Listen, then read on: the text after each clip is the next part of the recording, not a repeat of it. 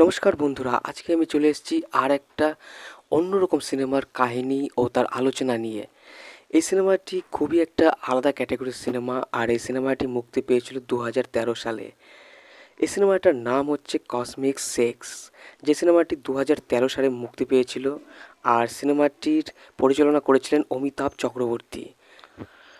সিনেমার গল্প আধ্যাত্মিক জীবনে প্রবেশ করা নিয়ে, যেই সিনেমাতে একটা কৃপা বলে ছেলে থাকে আর একটি সাধনা বলে মেয়ে থাকে। তো তাদের জীবন নিয়েই এই সিনেমার কাহিনী। তো সবাইকে বলছি, যারা যারা আমার চ্যানেলে নতুন এসেছেন তারা আমার ভিডিওটি লাইক করে সাবস্ক্রাইব করে পাশে থাকা বেল আইকনটি টিপে আমার সঙ্গে থাকুন, যাতে পরবর্তী ভিডিও আপনারা সঙ্গে সঙ্গে পেতে পারেন। সাধু বা সাত্ত্বিক হওয়ার জন্য কাম বাসনাকে নিয়ন্ত্রণ করা খুবই দরকার। কাম বাসনাকে নিয়ন্ত্রণ না করলে ব্রহ্মচার্য পালন করা যায় না ও আধ্যাত্মিক অনুভব প্রাপ্ত করা সম্ভব নয়। আমার কথাগুলো শুনলে ডেফিনেটলি আপনারা বুঝে গেছেন যে সিনেমার কাহিনীটি কেমন হতে চলেছে। তো চলুন এবার মূল কাহিনীটি জানা যাক। মেলার মধ্যে একটি ছোট্ট মেয়ে হারিয়ে যায় বা তাকে কেউ রেখে দিয়ে যায়, সেটা পুরোপুরি বোঝা যায় না। দিয়ে সে মেয়েটার উপরে নজর পড়ে একটি সাধুর, আর সাধুটি তাকে নিয়ে চলে যায় তার আশ্রমে। দিয়ে সেই ছোট্ট বাচ্চা মেয়েটিকে সাধু তার নিজের আশ্রমে থাকতে জায়গা দেন। আর সেই বাচ্চাটি সেখানে খেলা করতে করতে, ভজন গাইতে গাইতে সেখানে বড় হতে থাকে। আর ধীরে ধীরে তার মধ্যে আধ্যাত্মিক জীবনের ইচ্ছাও জাগে। আর যখন সে বড় হয়ে যায়, সাধুর পরিচিত একটা ছেলে যার নাম মনসুর তার সঙ্গে বিয়ে ঠিক করে।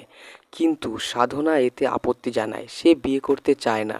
সে সাধুকে বলে, আমি সেবিকা হতে চাই। আর সাধু এতে রাজি থাকে। কিন্তু সেবিকা হওয়া, সাধু হওয়া কোনো মুখের কথা নয়, তার জন্য করতে হয় অনেক সাধনা, অনেক পরিশ্রম, তারপরে সে হতে পারে। আর সে এই কঠিন কাজটি করতে ইচ্ছা প্রকাশ করে। আর সাধু তাকে নিয়ে শুরু করে কাম বাসনার উপরে নিয়ন্ত্রণের ব্যাপার। আর মেয়েটির ইচ্ছাও ছিল প্রবল, কিন্তু কাজটা করা মোটেই সহজ কোনো কাজ ছিল না। শুধু ভজন গাইলে আর পরমাত্মার নাম জপ করলে আধ্যাত্মিক জীবনে প্রবেশ করা সম্ভব নয়। কাজটির প্রথম ধাপ ছিল কামবাসনাকে নিয়ন্ত্রণ করা।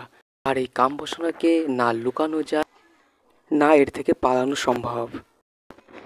এটি হচ্ছে সৃষ্টির একটি সৃষ্টি, যেটা সবারই শরীরে রয়েছে। আর যে কোনো শক্তির মতোই এটাকে ট্রান্সফর্ম করা যায়, অর্থাৎ এটিরও রূপান্তর করা যেতে পারে। কাম বাসনাকে ভালোবেসে রূপান্তর করতে হবে, কিন্তু এটা করা মুখের কাজ নয়। এর জন্য কাম বাসনায় চরম সীমায় পৌঁছে একে নিয়ন্ত্রণ করা শিখতে হবে। এটা শুধু অর্গাজমকে কন্ট্রোল করে হাসিল করা যেতে পারে। অ্যাকচুয়ালি মস্তিষ্কের বুদ্ধি দিয়েই সম্ভব হতে পারে। আর সাধুর সঙ্গে আধ্যাত্মিকের প্র্যাকটিস করতে করতে সাধনার প্রথম ধাপ সম্পূর্ণ হয়ে যায়। আর সে কামবাসনার উপরে নিয়ন্ত্রণ নিয়ে আসতে পারে। আর ওই সাধু হয়ে যায় তার আধ্যাত্মিক টিচার, মানে তারা গুরু শিষ্যা হয়ে যায়। আর গুরু শিষ্যার তপস্যা ততক্ষণ পর্যন্ত চলতে থাকে যতক্ষণ না মোক্ষ হাসিল না হয়ে যায়। একদিন সাধুর কাছে একটি দুঃসংবাদ আসে, সাধুর স্ত্রী মারা যায়। কিন্তু গায়ের লোকজন তার স্ত্রীকে কবর দিতে দিচ্ছে না। তার কারণ, বাবা যখন আধ্যাত্মিক হয়ে গিয়েছিল, ও ইসলাম ছেড়ে বৈরাগীর খোঁজ করছিল, তখন তার স্ত্রী এইটা জেনেও যে তার স্বামী আর এখন মুসলিম নেই, তাকে ছেড়ে দেয়নি এবং মৃত্যু পর্যন্ত সে তাকে তার স্বামী বলেই মেনেছিল। কিন্তু অন্যদিকে সে তার মতোই ছিল। আর সত্ত্বেও গ্রামের লোকজন তার অপরাধের শাস্তি তার মৃত স্ত্রী আমিনার কাছ থেকে নিচ্ছে। সাধু তার স্ত্রীকে বড্ড ভালোবাসত, আর সে তাকে অনেক দূরে তার আশ্রমে নিয়ে আসে, দিয়ে সেখানে কবর দেয় ইসলাম নিয়মে। তার স্ত্রী মারা যাওয়ার পর সে অসুস্থ হয়ে পড়ে, দিয়ে সেও কিছুদিন পর মারা যায়। সাধু মারা যাওয়ার আগে বলেছিল তার লাশকে ইসলাম ধর্মীয় অনুযায়ী কবর না দেওয়া হয়। সাধুর আত্মীয় স্বজনরা এরকম করতে চাইছিল না, কিন্তু সাধনার চাপে তাদেরকে এরকমই করতে হয়। অন্যদিকে কলকাতায় থাকে একটা কৃপা নামের ছেলে। তার গত বছর মা মারা যায়, দিয়ে তার বাবার সঙ্গে আরেকটি মহিলার সম্পর্ক তৈরি হয়। তো একদিন ঘরেতে বাবা না থাকায় সেই মেয়েটির সঙ্গে সে দেখা করে আর তাকে বলে ব্রহ্মচার্য গান্ধীজিকে নিয়ে কিছু কথা। তো সেই মহিলাটি তাকে জিজ্ঞাসা করে, তুমি এসব নিয়ে জানতে চাও না শুধু সেক্স নিয়ে জানতে চাও? দিয়ে সেই ছেলেটি কৃপা তাকে বলে, তুমি দেখতে অনেক সুন্দর। দিয়ে সে ডান্স করে সেই মহিলাটার সঙ্গে। দিয়ে সে একটা অন্য পর্যায়ে চলে যায়, সে তাকে কিস করতে চায়। আর অন্যদিকে তার বাবা চলে আসে, এসে তার উপরে সে কথা বলে আর তার বাবাকে সে ধাক্কা মেরে ফেলে দেয়, মোমবাতি লাগা স্ট্যান্ডের উপর পড়ে যায়, দিয়ে সে মারা যায়। আর সেটা ভেবে কৃপা ওখান থেকে পালিয়ে যায়। সে ছুটতে থাকে, দৌড়াতে থাকে, দিয়ে রাস্তায় দেখা হয় একটি মেয়ের সঙ্গে। সে মেয়েটি হচ্ছে একটি বেশ্যা মেয়ে। সে মেয়েটিকে একটা ট্যাক্সি থেকে বের করে ফেলে দেওয়া হয় আর মেয়েটিকে সে সাপোর্ট করে। দিয়ে মেয়েটি তাকে নিয়ে চলে যায় তার বাড়িতে।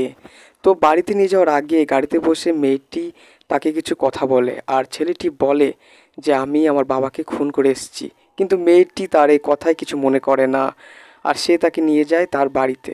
বাড়িতে এসে সেই মেয়েটির সঙ্গে সে এক ঘরে থাকে আর সে মেয়েটির নাম থাকে দেবী। অন্যদিকে জানকী নামে ট্রান্সজেন্ডারের নজর তার উপরে পড়ে আর সে তাকে পেতে চায়। দিয়ে কিছুক্ষণ পর সে তার ঘরে ঢোকে আর সেই দেবীকে সে থ্রেট দিতে থাকে, কিন্তু কৃপা তাকে সেইভাবে দেখে না আর কৃপার ধাক্কায় সে মেয়েটি পড়ে যায় আর পড়ে গিয়ে সে রক্তাক্ত অবস্থায় থাকে। সে আবার সেখান থেকেও পালিয়ে যায় আর সে সারা রাত এখানে ওখানে দৌড়াতে দৌড়াতে সে একটা ঘাটে গিয়ে বসে থাকে। আর ওই নদীর ঘাটে একটা মেয়েকে সে দেখতে পায় আর মেয়েটি অবিকল তার মায়ের মতো দেখতে বলে তার মনে হয়। তো মেয়েটির সে পিছু নিতে থাকে আর মেয়েটির দিকে সে ফলো করতে করতে সে পৌঁছে যায় মেয়েটির বাড়িতে। তো মেয়েটিকে বলে যে তুমি আমার মা, তোমাকে আমার মায়ের মতো দেখতে। তো মেয়েটি তাকে বলে আমি তোমার মা নই। দিয়ে পরে সে ছেলেটি ওখানে অজ্ঞান হয়ে পড়ে যায় আর সেই মেয়েটি মানে সাধনা সে তাকে নিয়ে যায় তার ঘরের মধ্যে। তাকে সে খাবার খাওয়ায় ও তার যত্ন নেয়। দিয়ে সেই ছেলেটি তার সঙ্গে থাকতে চায় আর মেয়েটিও তাকে তার কাছে রাখতে চায়। আর সেই মেয়েটি মানে সাধনা তার গুরু মারা যাওয়ার পরে সে এখানে এসে আধ্যাত্মিকের প্র্যাকটিস করছিল। সাধনা তাকে বলে যে সে তাকে জন্ম দেয়নি, কিন্তু সে এখন তাকে নতুন আধ্যাত্মিক জন্ম দিবে। কৃপার খাওয়ার পরে কৃপা তার ঘরে আসে, এসে দেখে সেই মেয়েটি জামাকাপড় ছাড়া উলঙ্গ হয়ে শুয়ে আছে। আসলে আধ্যাত্মিকের প্রথম ধাপ কাম বাসনার উপর বিজয় প্রাপ্ত করার পর শুরু হয়। তো তারা লেগে থাকে তাদের এই কাজে। একদিন কৃপা দেখতে পায় নিউজে যে তার বাবা আর ওই মেয়েটি মরেনি, তারা বেঁচে আছে। আর সে একদিন তার বাবাকে ফোন করে বলে যে সে আর কখনো বাড়ি যাবে না। আর সে বলে যে সে যেখানে আছে অনেক ভালো আছে এবং সে তার মায়ের সঙ্গে আছে। তো তার বাবা তার সঙ্গে দেখা করতে আসে আর তার বাবা সে মেয়েটিকে দেখে সে ওখান থেকে পালিয়ে যায়। তার কারণ সেই মেয়েটি পুরো তার মৃত স্ত্রীর মতো দেখতে ছিল। আর সেখানে জানকীও এসেছে তার লোকজন নিয়ে। সে কৃপাকে তার সঙ্গে নিয়ে যেতে চায়, কিন্তু কৃপা এতে বড় অস্বীকার জানায়। আর কৃপা সেখান থেকে সাধনাকে নিয়ে একটা গাড়িতে উঠে যায়। তো সেখানে লোকজনের জন্য কৃপা সাধনাকে নিয়ে আরেকটি গাড়িতে উঠে যায়। গাড়িটা ছিল রথের গাড়ি। দিয়ে তাদের পিছন করতে থাকে সেই মেয়েটি আর তার দলবল। দিয়ে পিছন করতে করতে সে পৌঁছে যায় অন্য একটা জায়গায় তাদের কাছে। আর কৃপা সাধনা নদী পার হয়ে তারা সেই আশ্রমে যেতে চেয়েছিল, কিন্তু সেখানে সেই মেয়েটি সাধনাকে বলে সে একটি মেয়ে হয়ে তার কষ্ট কেন বুঝছে না। আবার কৃপার সঙ্গে সে মেয়েটিরও কিছু কথা হয়, কিন্তু কৃপা সে সাধনার সঙ্গে থাকতে চায়, সে তার সঙ্গে যেতে চায় না। দিয়ে কৃপাকে একজন চাকু দিয়ে মারতে চায়, কিন্তু চাকুর আঘাতটা লাগে সাধনার, আর সেই আঘাতে সে খুব দুর্বল হয়ে পড়ে। আর জানকী আর তার লোকজন ওরা ওখান থেকে সব চলে যায়। দিয়ে কৃপা নদী পারাপার করার সময় সে দেখে সাধনা মারা গেছে। কৃপা তাকে তার গুরুর আশ্রমেই নিয়ে যাচ্ছিল এবং তাকে তার গুরুর কবরের পাশেই কবর দেবে, আর কৃপা ওখানে থাকবে, থেকে আধ্যাত্মিকের প্র্যাকটিস করবে।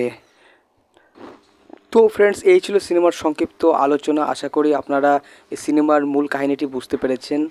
এই সিনেমাটি মুক্তি পেয়েছিল 2013 সালে, আর সিনেমাটির পরিচালনা করেছিলেন অমিতাভ চক্রবর্তী। তো ফ্রেন্ড, আমার এই কাহিনীটি ভালো লাগলে লাইক করবেন, সাবস্ক্রাইব করে পাশে থাকা বেল আইকনটি টিপে আমার সঙ্গে থাকবেন। দিয়ে যদি পারেন বন্ধুদের সঙ্গে শেয়ার করবেন। সকলে ভালো থাকবেন। নমস্কার।